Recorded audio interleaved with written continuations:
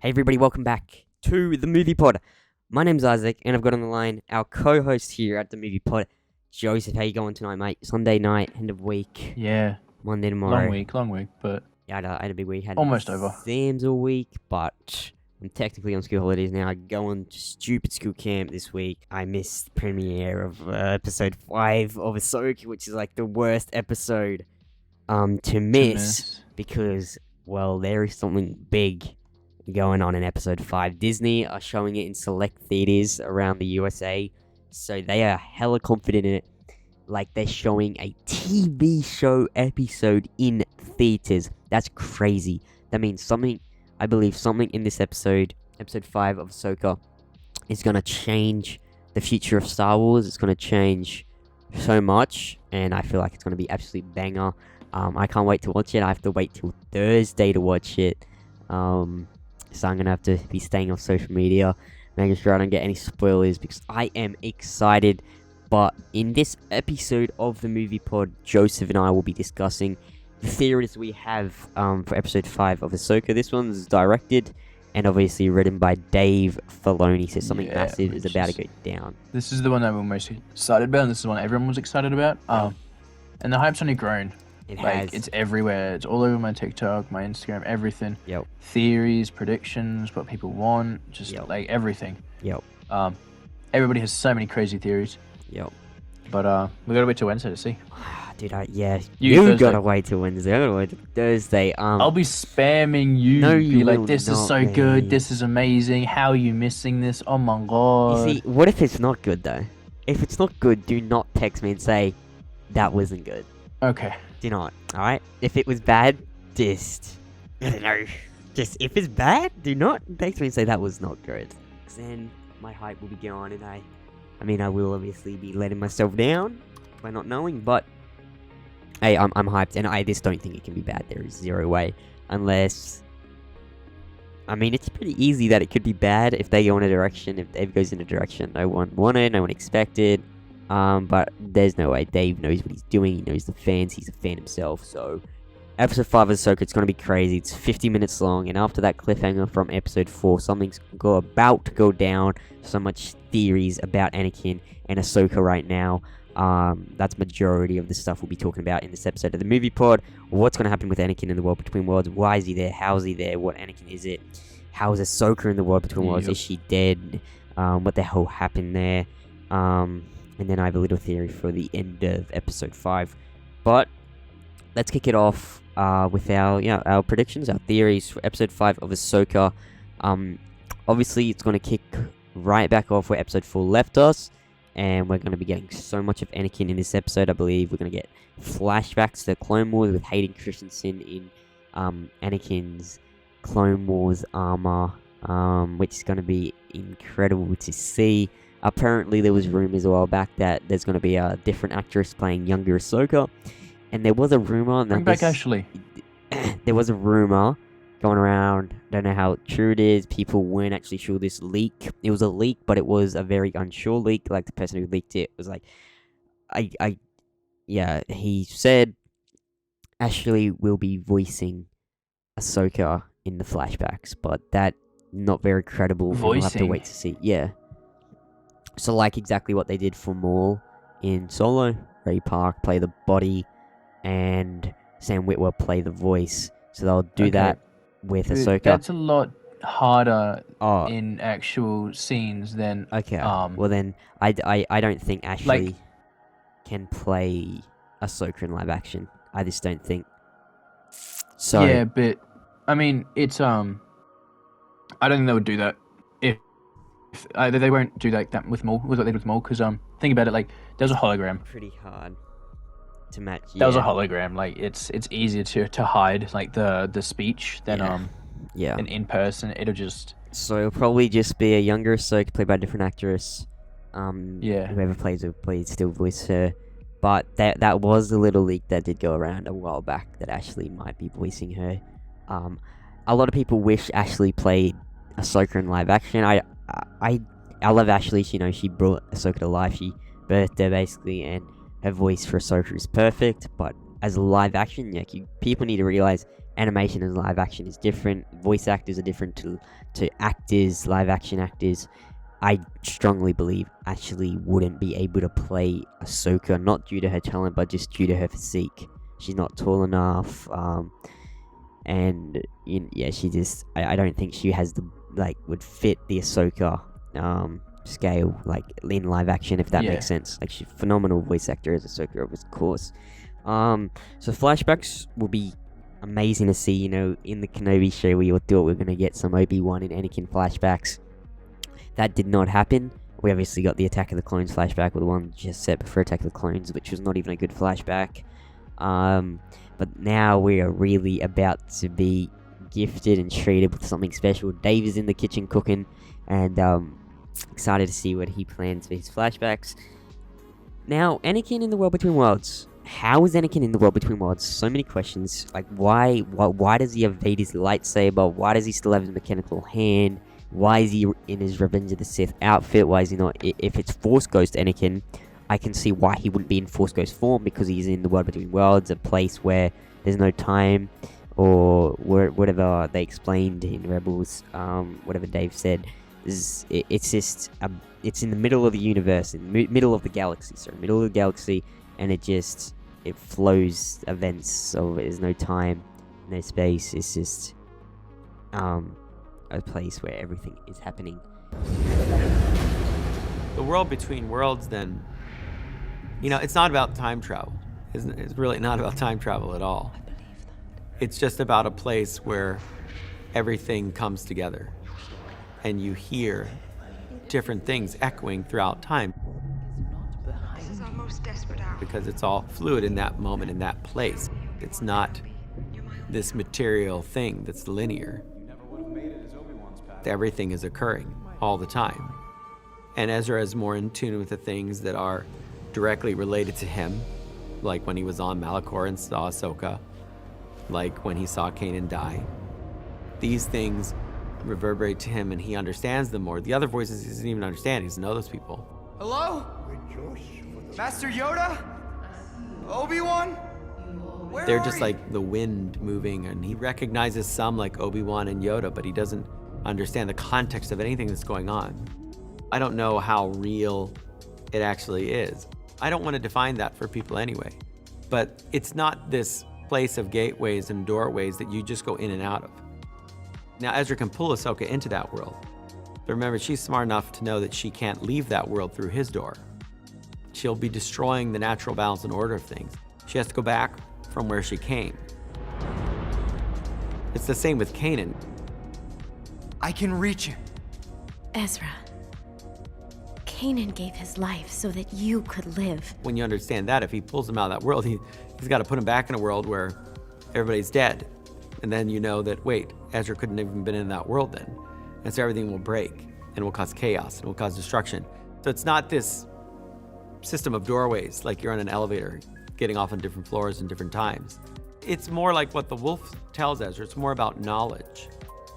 Knowledge that you can use for your benefit of good, or knowledge that will lead to destruction. That's what it's about. But it's not my intention that it be this ability to walk through into somebody else's world. We have to keep being dedicated to being original and creative, and sometimes we take chances, and sometimes we do weird things like create Bendu or mysterious wolves. But I think as long as you work off the principles of the Force that George set up, that it doesn't change it, and you don't erode what makes Star Wars special. So I can see why Anakin wouldn't be a Force Ghost in there, because being Force Ghost is the cosmic force, and World Between Worlds is already the cosmic force. This is what I was kind of talking about. I think Force Ghost is like the term for it, but when we think Force Ghost, we think of like the blue and whatnot. Yeah, exactly. I think it's kind of like that, but because the World Between Worlds is so like, I think it's so strong in the Force that it doesn't have like the blue. Kind of like Luke Force projecting himself on in Last Jedi. I hate quoting Last Jedi, but like how he projected himself, I think it's kind of like that. I think it's very different to that. I feel like the reason Anakin doesn't have his Force Ghost's like spirit blue outline is because he's in the cosmic force. the way he can project himself to the real world, he has to. That's why he appears as the blue outline. That's what ghosty. That's just what I meant. Instead of Luke showing up all blue as projecting himself, he was just showing up as normal. Where Anakin, so my thought is Anakin is a forced ghost, but because of the world between worlds, he can project himself as how he was, and he's projecting himself as, as the last time Ahsoka saw him. But as you've discussed, there's one small issue, and it's he has Vader's lightsaber. Well, it looks to be Vader's lightsaber. It's definitely not Anakin's. People are really unsure if it is Vader's. It's definitely not Anakin's. There is a theory going around, Anakin in the world between the worlds right there is the son from the Mortis arc in the Clone Wars. Now, what if the Mortis god, the son, is playing an illusion on Ahsoka? Because as we all know, Ahsoka, people who have watched Clone Wars know, Ahsoka died, but in that Mortis arc, but she came back to life through the daughter's essence and spirit. The daughter gave her life to save Ahsoka. So now Ahsoka always has the life of the Mortis god, the daughter in her. Kind of meaning, arguably now Ahsoka is a Mortis god? Not really, but she has the essence and the life spirit of one of the Mortis gods, the daughter, the light side of the Force in Ahsoka. Now, this is why I really strongly think people should just go watch Clone Wars and Rebels.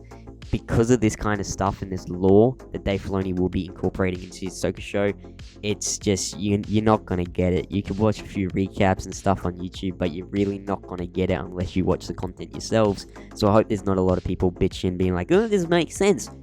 You were told to watch the cartoon, mate.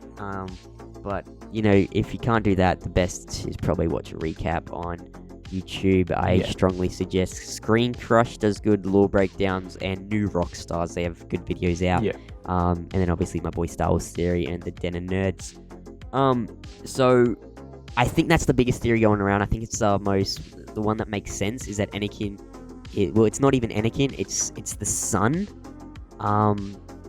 Obviously Sam Witwer voices the son in the Clone Wars, and so it's the son playing an illusion on Ahsoka, and is gonna try to draw Ahsoka into something, and then either kill her or get his sister's life back out. I don't know, Dave's gonna do something wild, but I think that's not Anakin. I think it is the Mortis god, the son, playing an illusion on Ahsoka.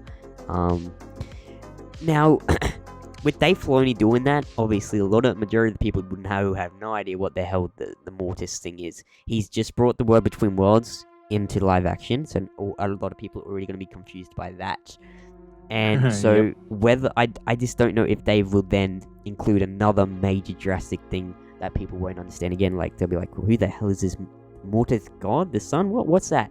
So I think over time Dave is just going to be sprinkling in this lore from the cartoons. He's currently sprinkling in the World Between Worlds, and he might sprinkle in the Mortis arc gods thing. But there's just no way he's gonna dump it all into one episode. He's gonna sprinkle it in over time, leading into his movie. I think his movie will be like compact with Star Wars lore. But that's my biggest theory, because Anakin, he has his robotic arm. It looks like he has Vader's lightsaber, and Vader's theme plays at the end of Episode 4. So I just don't think that's normal Anakin. I really don't think. Yeah. It's actually really hard to pick what they're playing at, what Dave, what he wants to do. Yeah, it's gonna be he could interesting. I think. See, it could just be a number of things. They could be playing the Vader theme at the end because the rumors of and this is potentially a spoiler, so just cover your ears. But we are suspected to have Mustafar fight, and we are supposed to see some dark side stuff and some all those kind of things. And maybe we see the fall of Anakin Skywalker again, but in a different way. And so it's all these different theories. So we know something massive is just going to happen just for the fact that they're playing it in theaters. Whether it's just going to change the future Star Wars, maybe jumping to the end of this, I think by the end of it, we're gonna go. So the whole episode will be Ahsoka and Anakin, right, doing their thing. And then the end of the episode, last 10 minutes or so, we're gonna jump back to Morgan Elsbeth, Baylan Skoll, Shin Hati, and Shin arriving in the new galaxy, and then we will see Thrawn right at the end. We'll see him for like the last 5 seconds, and the episode will end. Well, Sabine's with Baylan and Shin now, remember? Yeah, you said Shin twice. Did I?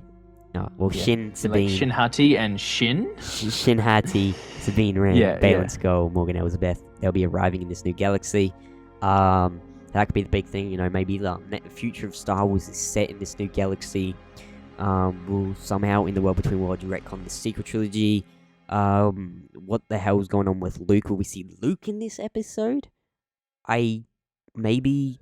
You know how... Oh my god. I think we get a cameo. I think it'll be a small cameo. I don't think it'll be anything serious. You know how in Rebels, Yoda and Ezra talk in the World Between Worlds? Yoda projects himself into the World Between Worlds.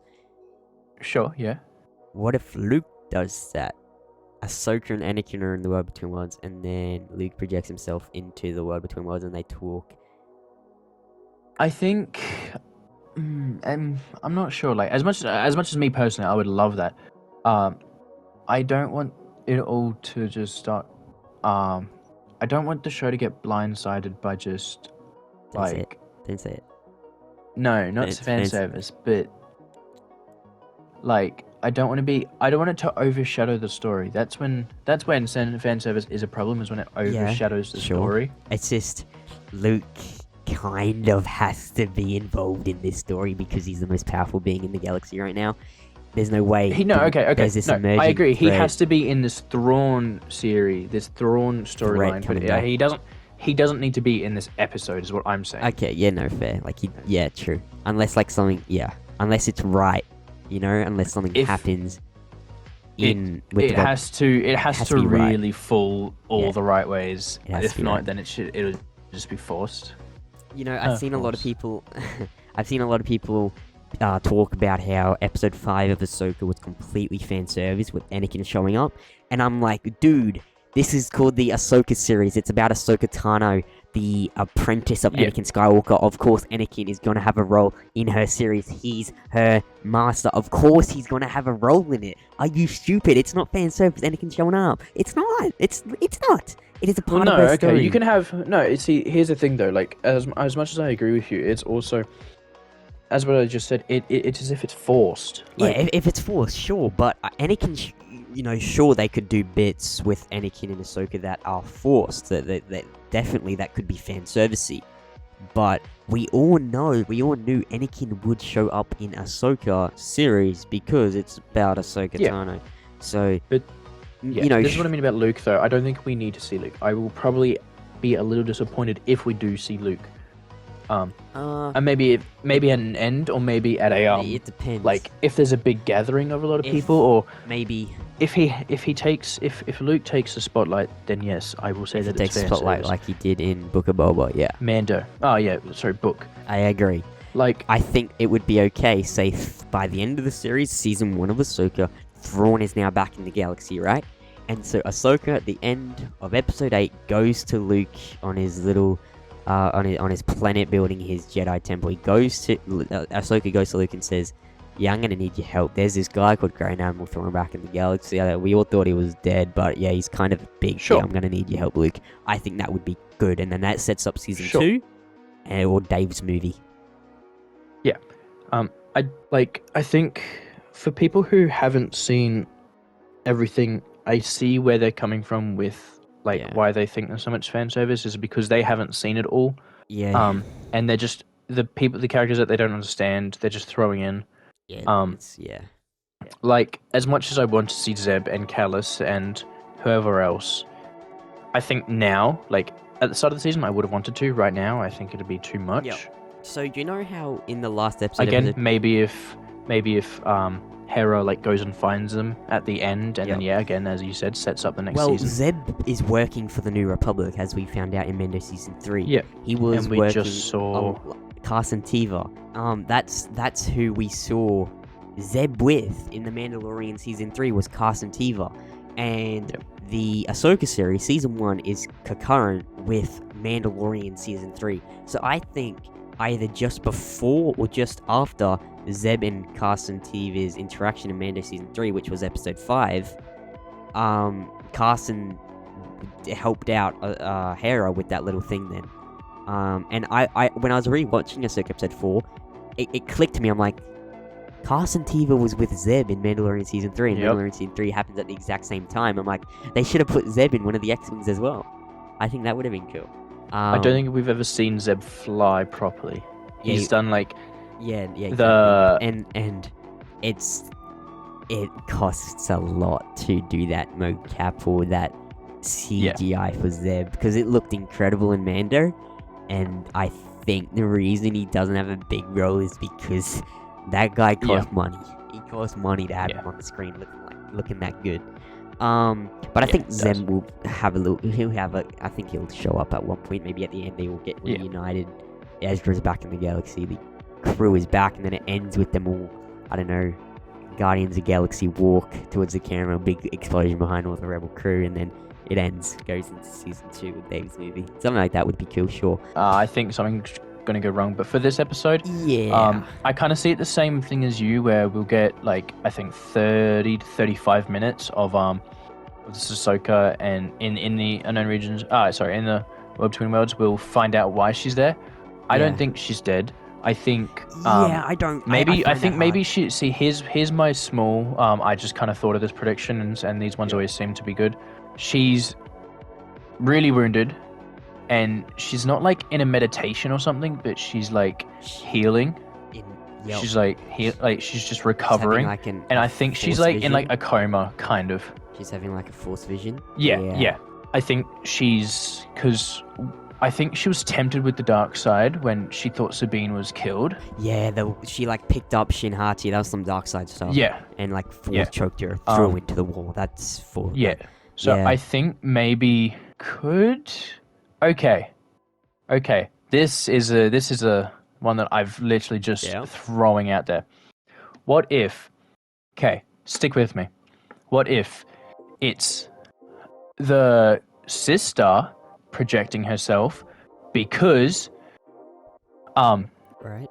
she noticed that Ahsoka was tempting the dark side, so she took her and she's showing her that things happen, like she's going to show her how Anakin fell, she's going to show her all this stuff, maybe potential of whatever, and she's coming as Anakin because Anakin's like her most important person. Do you see what I'm getting at? Do you see what I'm getting at? So the daughter she is showing because also quickly when at the end of the episode actually I think it was Screen Crush who pointed this out, they had a shot of Huyang at the thingy and it's behind the trees, and he said that it could be Morai watching. Yes, I watched his breakdown and he said like the shot.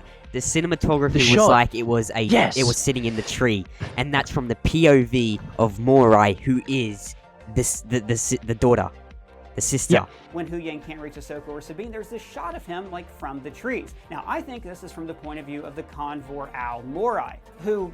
Okay, God, this gets complicated. Let's just say that Morai, the Force Owl, is like tied to Ahsoka Tano. She's like her spirit animal, for lack of a better term. So this shot could be interpreted as Ahsoka's spirit watching from the afterlife. And I don't think I'm reading too much into this. It's a very unusual angle for them to use, filming from the trees. It's definitely from the point of view of the owl. So what I'm thinking is, the sister saw that Ahsoka tempted with the dark side, and because she has her life essence in her, which is the light side of the Force, she's like, no, can't be having that, Chief. And then Ahsoka's like recovering, and then so she force projects herself. She has a Force dream. Yep. And in the World Between Worlds, because when Ezra saves her, they're looking around, they're walking around, and then she's seeing all these outcomes. Morai's there! Yes. Oh, dude. And the daughter could be using her brother's spirit to display Anakin potentially as well. And that's how Anakin is there. And that's why he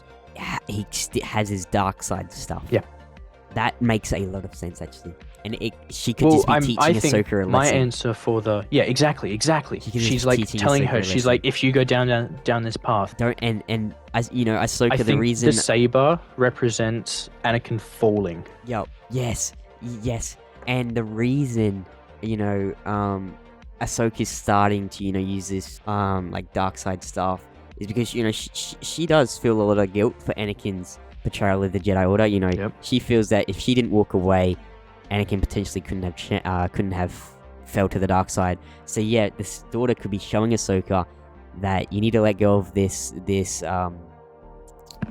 regret in yourself that is making you use the dark side of the Force. So she shows Ahsoka that even if she stayed with the Jedi Order, Anakin still would have went down this path, and Anakin could have potentially killed. So she takes that weight off her shoulders. Yes, and then she could have the daughter could potentially show Ahsoka that if she stayed with the Jedi Order, Anakin still would have went down this path, and she would have went with Obi-Wan Kenobi to Mustafar to fight Anakin, and they both would have died, because when the leak came out about Ahsoka and Anakin fighting on Mustafar, the leak included that that'd be a dead Obi-Wan Kenobi body. So yeah, that's a very good theory, Joseph. That makes a lot of sense too. If I get this, I will be so happy. You could. But let's touch on the factor that if it is normal Anakin, I think if it's normal Anakin, I don't think it is. I think this would be more emotional, but it wouldn't be as exciting if it was normal Anakin. I think it'd be exciting more if it was like the daughter, what you just explained. But if it is normal Anakin, more fan service if it's normal Anakin. Yeah, if it is normal Anakin, I think he will take Ahsoka on a journey through the world between worlds and show her through portals that it's not her fault of what occurred, and if he stayed with him, the Jedi Order, the events still would have played out as they did. Now, a lot of people are getting angry over the world between worlds, being like, well, if Anakin does that and shows Ahsoka events that would have happened, does that mean that's what happened in a different universe? My answer to that is no, it is not. It's not a what-if situation. It's not a multiverse. The world between worlds isn't a multiverse. There is no such thing as the multiverse in Star Wars. It's just Anakin is using the Force to show a vision on what would have happened if Ahsoka stayed with Anakin in the Jedi Order. It didn't happen in a different galaxy, a different universe. It's just he's using the Force to show her that it's not her fault. Like it didn't happen in. There's no such thing as multiverse in Star Wars. It's not. The world between worlds is not the multiverse. It's not about time travel. It's really not about time travel at all. And if they can see events that could have occurred, that's just using the Force to determine what would have happened if Ahsoka did stay with Anakin and the Jedi Order. If that makes sense. It's a possibility, not a. Yeah, exactly. Not something that's happened before. Yeah, not something that's happened elsewhere in a different parallel universe. It's just that is what would have happened through the Force's eyes if you stayed with Anakin in the Jedi Order. Now another theory with Anakin being in the world between worlds. We all know, if you've watched the Mortis arc of the Clone Wars, I rewatched it yesterday, and the father wanted Anakin to take his place as the Mortis God, as the father himself, because Anakin was the chosen one. So he was the balance of the Force, and that's what the father is. He's the balance. He's the good side and the light side. That's why he's got two children. One being the son, who is the dark side of the Force, the other being the daughter, the light side of the Force, and him being in the middle, the father, the balance of the dark and the light. That's what Anakin prophecy was, to be the chosen one, bring balance to the Force. So potentially, now that Anakin did live up to the prophecy of being the chosen one, he then accepted to become the Mortis God, the father. That's another possibility. But I think the one you said with being the daughter, I think that's the best one. But any of these I think would make sense, and Dave's cooking up something. Whatever he does will work, and it's going to be something big. It's massive, so I'm excited. But the one you said is probably my favorite possibility. That it just makes so much sense. It makes so much sense. I just thought of that as I was talking about it too. It just makes so much sense. So yeah, we'll have to wait and see. But I think a good chunk of this episode is just Ahsoka and Anakin. It's gonna be insane. Obviously Hayden Christensen's back. They did a really good job at de-aging him in episode 4. Much better job than de-aging him in the Obi-Wan Kenobi show. A lot of people don't like the de-aging of him. But I think... I don't think they need to de-age Anakin if he shows himself as a Force Ghost form. But I think the reason they de-aged Anakin is because Ahsoka is looking, if it is an illusion, Ahsoka is looking at the last time she saw Anakin, and that's what he looked like the last time she saw Anakin. Like, it wouldn't make much sense if Anakin was now automatically older. You know, I think as a Force Ghost, you don't need a de-age Hayden. But if you want to look like Revenge of the Sith era, sure, de-age him a little bit. And his de-aging looked great. He looked identical to what he looked like in Revenge of the Sith. You know, people have put comparisons up, and he looks great. Like, it did look a bit clunky the first time I watched it, but it looks great. I think it looks phenomenal. Amazing de-aging. And the tech, you know, back in 2020 when they first tried this de-aging deepfake technology with Luke in The Mandalorian Season 2. Let's be honest, it does not look great. Back then, we were going wild. We were going insane. We thought, oh my god, Luke Skywalker's back. We thought it was great. But looking at it now, it is not that good of deepfake and de-aging. Yeah. Because, and then they stepped it up with Luke in the Book of Boba Fett, which looks fantastic. And now they're stepping it up even more with Anakin now, de-aging, deepfake. So it's just going to keep getting better. And by the time Dave's movie comes around, God only knows when that will be with the strikes going on. I think, you know, the deepfake they could do... for Luke still, because obviously he's going to appear in Dave's movie, and then there's been leaks and rumors Leia in Harmwell. So yeah, I think the technology is just going to keep getting better, and I'm a fan of it. I like deepfake. I rather the deepfake than they recast, because I feel like if they recast it, it's just going to be a totally different experience. I'm looking at a different actor playing this character, and like, yeah. That's just me, though. I think eventually, I think it does cost a lot of money de-aging. Yeah, it does, but I think, you know, they've only, by the time we get out of the 2020s, they get out of this decade, I think they'll be done with all these events. Sure. So I hope so. I don't think that they should recast. I hope not, but I know people do want them to, but personally, my opinion, I don't want them to, but no. Yeah, man, I think episode 5 it's gonna be the best, it's gotta be the best live action thing we've watched of Disney Plus. It's gonna top everything. The fact Disney are that confident they're showing it in theaters, something that just means something big is gonna happen. You know, 100%. Then I don't think they're showing it in cinemas for the sake that, you know, oh my, Anakin's back. No, then they would have done that for Obi-Wan show or Luke in Mando. I think the reason they're showing it in theaters is because it's about to change the future of the Star Wars galaxy, the Star Wars universe. I agree there, but I also think there's a good chance that they've prepped this in case Ahsoka didn't do well, so that they knew that their biggest episode, if they put it in cinemas, it would make money. So yeah, yep, that makes sense. Maybe they're just worried that it's not going to break even on Disney Plus, which is you and I have spoken about this millions of times. Streaming services aren't fantastic. TV shows will always struggle. They will never do as good as movies. Like, imagine if we did a trilogy of Ahsoka, where at the start we just get a lot more of her being a badass and where she's up to, and then at the end of it, and then we get say we get the Sabine arc, right, in the first movie. So we make it a trilogy. We get the Sabine arc, which is the first 3 episodes, 4 episodes, maybe 3 episodes. No, we'll make it to 4, and then the 4th ends with this, kind of like how Empire ends with the big drop. Yeah. And then we get this. She wakes up there, cliffhanger, like Force Awakens cliffhanger. Yeah. She wakes up there, hey Snips, the internet would blow the fuck up. Yep. Yeah. If this was in a movie. Then we have to wait 2 more years for another movie, and then we get that one where it's explaining all of this, and then they're trying to stop Thrawn. They're in this new galaxy. They're trying to stop him from getting back. And then the third one is the big hurrah, the big endgame battle, the big Return of the Jedi battle where they need to do this. Like, imagine that. Yep. But we've established TV shows don't work, and Yeah. I think that there's a good chance that they release it in cinemas, bump up the price, because it's going to be like a one-off thing. This will be in cinemas for probably like 2 weeks, not even that. No, this is one night. Bump up the price. This is in theaters for Tuesday night. Is it just the one night? Yeah, for the night it comes out. That's okay. It. They bump up these tickets to like really expensive. They promote it like all hell. Disney will then make a profit. Say okay.